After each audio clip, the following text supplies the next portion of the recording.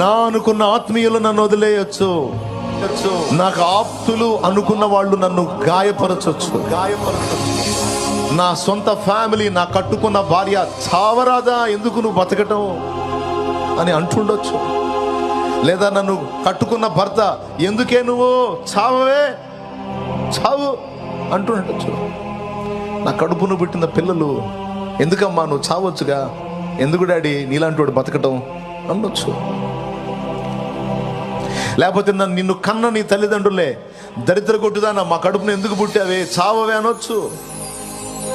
దరిద్రుడా మా కడుపును ఎందుకు పుట్టావరా, దరిద్రుడా శాపగ్రస్తుడా చావరా, చావన్నారా అంటుండొచ్చు. శ్రమల కొలిమిలో, శోధనల పర్వంలో అదొక ఘట్టం.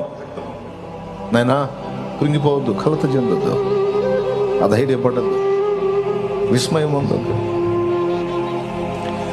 ఇవన్నీ నీ హృదయాన్ని మెత్తన చేసే దానిలో భాగం. దేవునికి ఇష్టమైనటువంటి వ్యక్తిత్వం నీలో రూపుదిద్దేటువంటి దానిలో భాగం. నిన్ను ప్రేమించాడు దేవుడు, నిన్ను కోరుకున్నాడు, నిన్ను ప్రత్యేకించుకున్నాడు. తప్పదు, నిన్ను మేలిమి బంగారం లాగా చూసుకోవాలనుకుంటున్నాడు మరి ఆయన.